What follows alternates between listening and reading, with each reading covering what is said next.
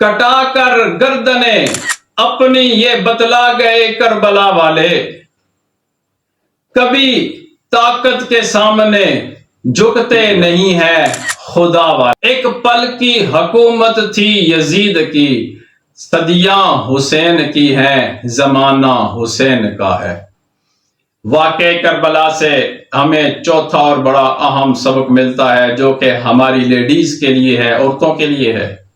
ہر قسم کے اسلامی شرعی مسائل و بیانات کے لیے اسلامک زری آفیشیل چینل کو سبسکرائب کریں۔ الحمدللہ رب العالمین، اما بعد فاعوذ باللہ من الشیطان الرجیم، بسم اللہ الرحمن الرحیم۔ ان اول الناس بابراہیم للذین اتبعوہ وہذا النبی والذین آمنوا واللہ ولی المؤمنین۔ جو آیت کریمہ میں نے آپ حضرات کے سامنے تلاوت کی ہے، یہ سورۃ ال-عمران کی آیت کریمہ نمبر 68 ہے، جس کے اندر اس بات کو بیان کیا گیا ہے کہ مشرکین مکہ چونکہ اولاد تو حضرت ابراہیم علیہ السلام کی تھیں، وہ یہ دعویٰ بھی کرتے تھے کہ ہم ملت ابراہیمی پر ہیں۔ اللہ تعالیٰ کی ذات نے اعلان کیا، ان اول الناس بابراہیم للذین اتبعوہ، کہ بے شک ابراہیم علیہ السلام کے ملت پر سب سے زیادہ مناسبت رکھنے والے وہ لوگ ہیں للذین اتبعوہ، کہ جو اس زمانے میں ابراہیم علیہ السلام کی اتباع کر رہے تھے، وہذا النبی والذین آمنوا، اور اس زمانے میں جس میں آپ صلی اللہ علیہ وسلم ہیں، اس زمانے میں ابراہیم علیہ السلام کی ملت پر چلنے والے یہ نبی محمد صلی اللہ علیہ وسلم اور اس نبی کو ماننے والے مسلمان صحابہ اکرام لوگ ہیں۔ واللہ ولی المؤمنین، اور اللہ ایمان والوں کو دوست رکھتا ہے۔ آیت کریمہ کا یہ مفہوم سمجھ آتا ہے کہ مشرکین یہ اعلان کرتے تھے کہ ہم ملت ابراہیمی پر ہیں، اور قرآن مجید نے یہ اعلان کر دیا کہ ملت ابراہیمی پر تو وہ لوگ ہیں کہ جو ابراہیم علیہ السلام کا اتباع کرنے والے ہیں۔ ابراہیم علیہ السلام کون تھے؟ ابراہیم علیہ السلام وہ تھے کہ جن کو موحد اعظم ہونے کا لقب حاصل ہوا ہے۔ وہ تو بتوں کو توڑنے والے تھے، تم بت بنانے والے ہو۔ وہ تو بت شکن تھے اور تم بتوں کے سامنے سجدے کرنے والے ہو۔ وہ بتوں سے منہ موڑنے والے تھے اور تم ان بتوں کو اپنا خدا بنانے والے ہو۔ وہ تو ایک وحدہ لا شریک لہ خدا کی عبادت کرتے تھے، اور تم نے سینکڑوں کے حساب سے بت بنا لیے اور ان کو اپنے سامنے رکھتے ہو اور ان کی عبادت کرتے ہو۔ تمہارے اور ابراہیم علیہ السلام کے اندر زمین آسمان کا فرق ہے، تو پھر تم کس منہ سے دعویٰ کرتے ہو کہ تم ابراہیم علیہ السلام کی ملت پر ہو؟ اگر تم ابراہیم علیہ السلام کی ملت پر ہونا چاہتے ہو، اپنے دعوے کو سچا کرنا چاہتے ہو، تو اس کا ایک ہی واحد ہی راستہ ہے، وہ یہ ہے کہ ھذا النبی والذین آمنوا، یہ جو نبی تمہارے اندر آ چکے ہیں، جن کا نام محمد الرسول اللہ صلی اللہ علیہ وسلم ہے، اس نبی کی اتباع کر لو۔ یہ نبی واقعتاً ملت ابراہیمی پر ہے۔ آج بھی بہت سارے لوگ اس دنیا میں ایسے ہیں کہ جو یہ دعویٰ کرتے ہیں کہ ہم نواسہ رسول، جگر گوشہ بطول حضرت سیدنا حسین ابن علی رضی اللہ عنہ سے محبت رکھتے ہیں۔ واقعہ کربلا کو ہر سال وہ بڑے ہی رونے والے انداز میں بیان کرتے ہیں، خود بھی روتے ہیں اور دوسروں کو بھی رلاتے ہیں، واقعہ کربلا بیان کرتے ہیں اور اپنے آپ کو حسینی ہونا ثابت کرتے ہیں، لیکن اسوہ حسینی کیا ہے اس چیز کا انہیں علم ہی نہیں۔ واقعہ کربلا کیا سبق دیتا ہے اس چیز کا انہیں علم ہی نہیں۔ واقعہ کربلا سے پہلا سبق ہمیں یہ حاصل ہوتا ہے کہ حضرت حسین رضی اللہ تعالی عنہ وہ حق پر ڈٹ گئے۔ تو واقعہ کربلا سے یہ پہلا سبق ملتا ہے، اگرچہ تم اکیلے ہو لیکن حق پر ہو تو حسین کی طرح ڈٹ جاؤ۔ جب تم حق پر ہو تو اکثریت سے مغلوب نہ ہو جاؤ، اقلیت کو دیکھ کر اپنا دل چھوٹا نہ کرو، بلکہ حسین کی طرح کوئی استقامت پر آ جاؤ اور ڈٹ کر مقابلہ کرو۔ اگرچہ تمہیں اپنے نتیجے کا علم ہے، لیکن ہر حال میں اور ہر زمانے کے اندر حق والے ہمیشہ کم ہی لوگ ہوتے ہیں۔ اسلام کی جو سب سے پہلی جنگ تھی، جو سب سے پہلا معرکہ تھا حق و باطل کا، جس کو یوم الفرقان کہا ہے قرآن نے، جس کو ہم غزوہ بدر کے نام سے یاد کرتے ہیں، مسلمانوں کی تعداد صرف 313 اور کفار 1000 کا لشکر لے کر آئے تھے۔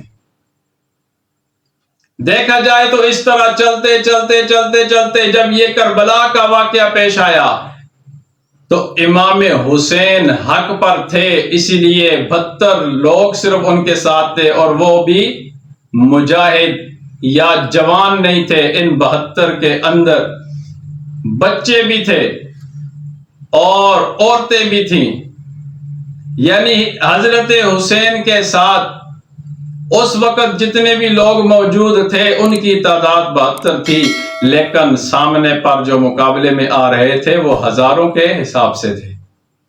ان کے پاس فوج تھی، ان کے پاس اسلحہ تھا، لیکن حضرت حسین ابن علی رضی اللہ عنہ حق پر ڈٹ گئے، حق کی خاطر ڈٹ گئے۔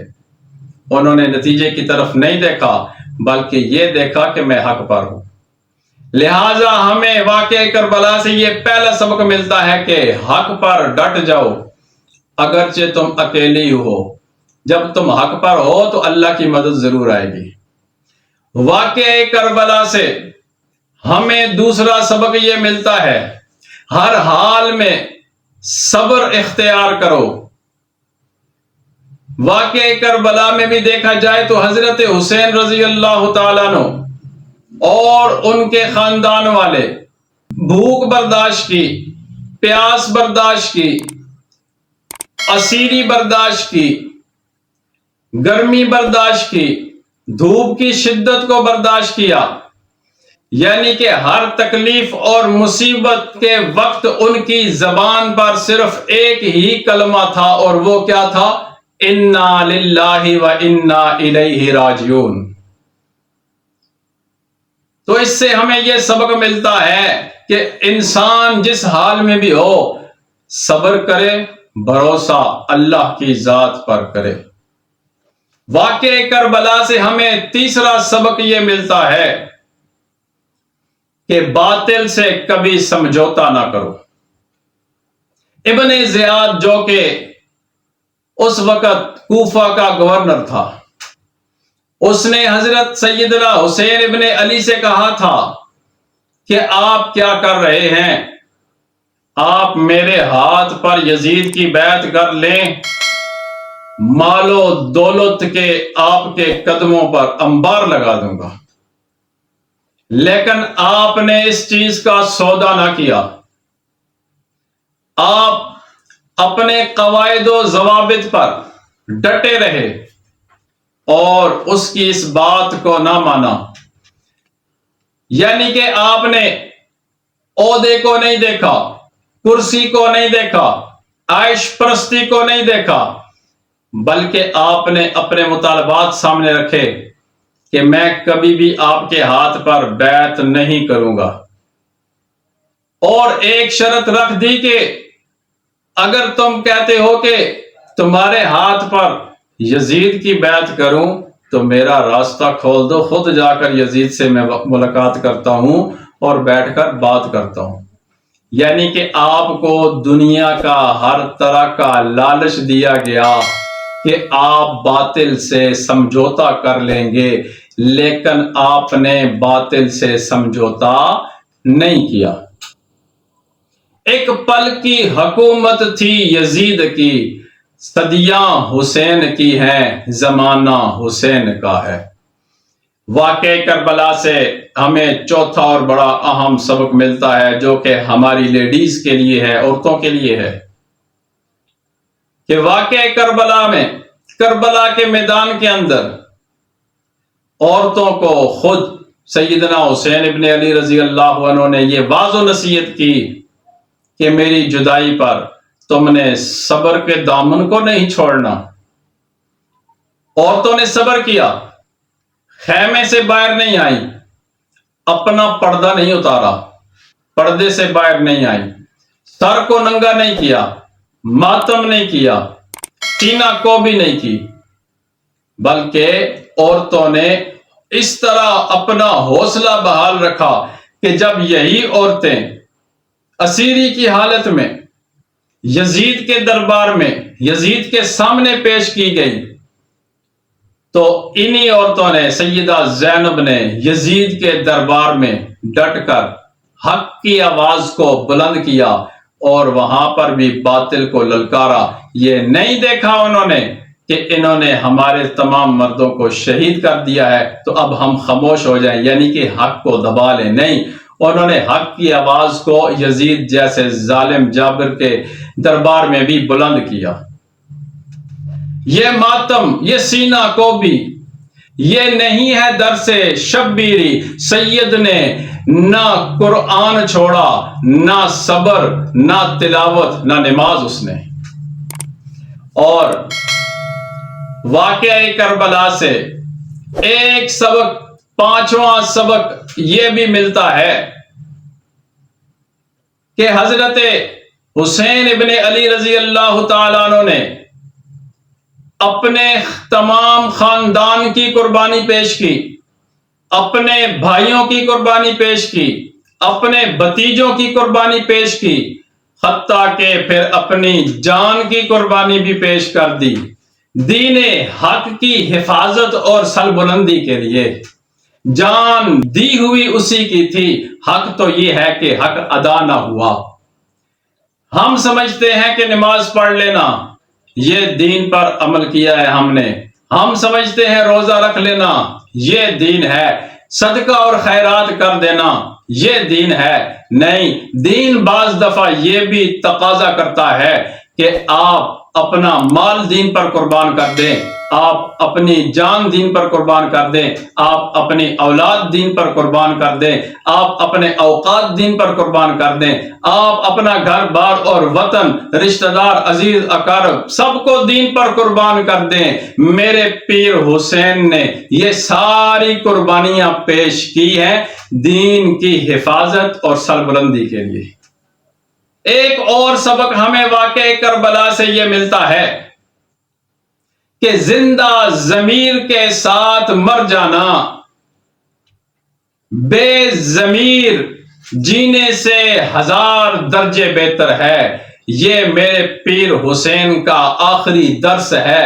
کربلا کے میدان میں جب وہ جان کا نذرانہ پیش کر رہے تھے تو اس وقت قیامت تک آنے والے تمام مومن مسلمانوں کو انہوں نے یہ درس دے دیا کہ لوگوں، اگر تم دین پر چلنا چاہتے ہو تو پھر کبھی اپنی عزت کا سودا نہ کرنا، اپنی غیرت کا سودا نہ کرنا، اپنے دین کا سودا نہ کرنا، لہذا زندہ ضمیر کے ساتھ مر جانا، بے ضمیر کے ساتھ زندہ رہنا، جینا، یہ 1000 درجے بہتر ہے کہ انسان زندہ ضمیر کے ساتھ مر جائے، یعنی کہ شہادت کو قبول کر لے۔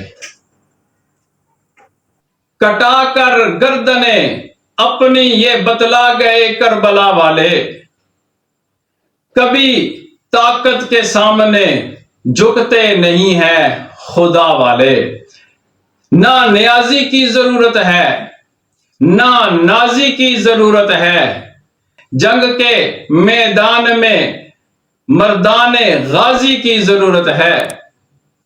اور آج بھی کربلا کے ذرے ذرے سے آ رہی ہے یہ صدا کہ حسین ابن علی جیسے نمازی کی ضرورت ہے، وما علینا الا البلاغ۔